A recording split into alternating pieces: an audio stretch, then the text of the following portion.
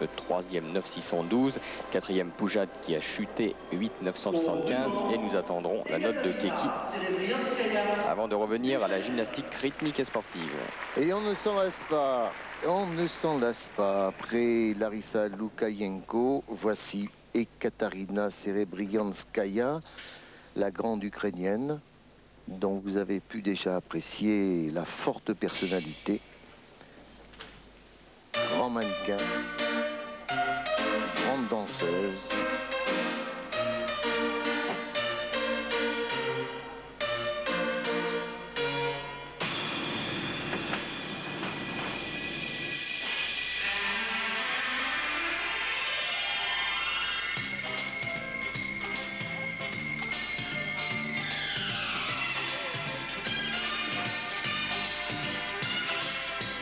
Aux Jeux Olympiques d'Atlanta, je ne voudrais pas être juge.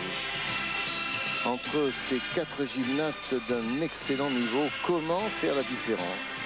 Eh bien, la différence se fait avec une note de composition et une note d'exécution, tout comme au patinage. 5 juges pour la composition, 5 juges pour l'exécution ici à Bercy.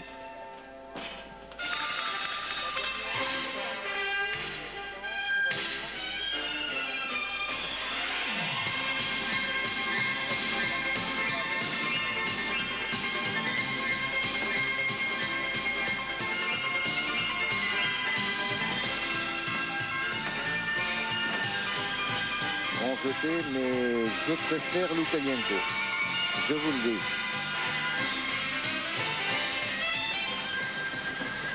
3 roulades d'avant.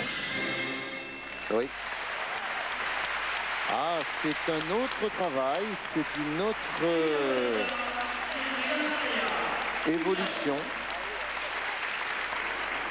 qui est adaptée à la grande taille de cette gymnaste. Je vous rappelle, 1,75 m pour 50 kg. Je dis ça pour les connaisseurs. C'est vrai que c'est un gros travail technique. Mais Larissa Loukayenko a déjà dégagé un peu plus de, que peut-on dire, de richesse, de rayonnement. Et dans tous les cas, elle ne pourra pas la dépasser puisqu'elle a obtenu 10. Elle pourra peut-être l'égaler, mais ce n'est pas sûr. Alors encore quelques ralentis de Jean-Maurice Hogg avec cette grâce et cette légèreté que l'on retrouve en gymnastique rythmique et sportive. Alors je dis ça aux parents qui regardent nos retransmissions sur France Télévisions. Si vous souhaitez que votre jeune fille pratique la GRS, d'abord, et c'est important, sachez qu'il faut être très grande, il faut avoir des jambes qui n'en finissent plus. Il ne faut pas mettre à la GRS des jeunes filles qui seraient prédisposées à d'autres disciplines. C'est un morphotype typique et il faut pour cela se faire conseiller auprès des entraîneurs de la Fédération française de gym parce qu'il ne faut pas se tromper dès l'âge de 8 ou 9 ans, faire pratiquer une discipline